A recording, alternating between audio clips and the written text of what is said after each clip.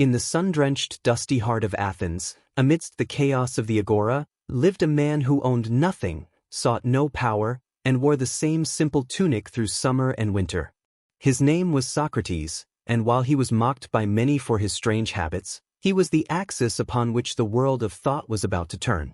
His quest did not begin with a map or a destination. It began with a simple, unsettling realization that he, like everyone around him, was living a life based on inherited beliefs, unproven traditions, and unchallenged assumptions. "We sleepwalk through our existence," he would often say to the young men who gathered around him, not in a grand academy, but in the shaded corners of the marketplace. "We chase wealth, power, and reputation, but we never stop to ask why. We never stop to examine our own souls." His quest was conducted through conversation. He was the gadfly of Athens, a stinging, persistent insect sent by the gods, as he claimed, to awaken the great, lazy horse of the state. One day, a young, ambitious politician named Theron, known for his fiery speeches about justice, found himself the target of Socrates' gentle, persistent questioning. "Theron, you speak beautifully of justice," Socrates began, his eyes twinkling. "You must, therefore, know exactly what it is. Tell me, for I am ignorant." Theron, flattered, declared, "Justice, Socrates, is simple. It is speaking the truth and paying one's debts." "A fine definition," Socrates mused. "But what if a friend lends you his weapon, and then, having gone mad, returns to ask for it? Would justice demand you speak the truth, 'Yes, I have it,' and pay your debt by returning the weapon, knowing he will harm himself or others?" Theron paused. "No, of course not. That would be unjust." "So, justice is not always speaking truth and paying debts," Socrates replied, his voice calm. "Perhaps we must refine our definition. What is justice, then?" For an hour, Theron offered definition after definition. Justice as helping friends and harming enemies, justice as the interest of the stronger. Each time, Socrates would nod, accept the premise, and then, with a few simple questions, expose a deep contradiction. The crowd watched as Theron's confidence crumbled, replaced first by anger, and then by a profound, uncomfortable silence.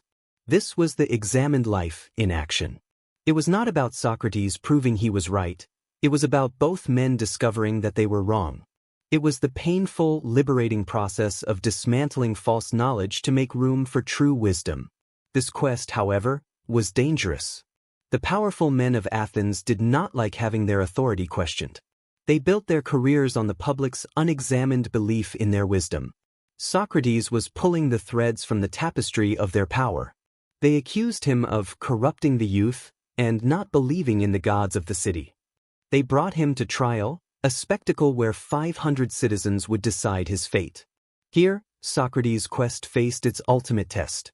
He was offered a choice: renounce his life's work, stop questioning, stop examining, stop being the gadfly, and he would be allowed to live. Socrates stood before the court, not as a defendant, but as a teacher.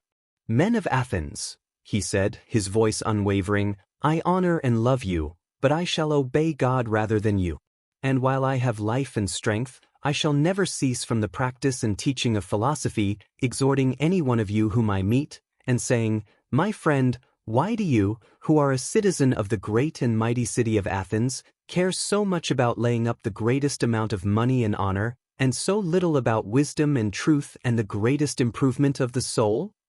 He looked at his accusers, at the jury, at the sea of faces staring back at him. "If you kill me, you will not easily find another like me. I am that gadfly, attached to the state by God, and all day long and in all places, I am always fastening upon you, arousing and persuading and reproaching you." Then he spoke the words that would echo for eternity.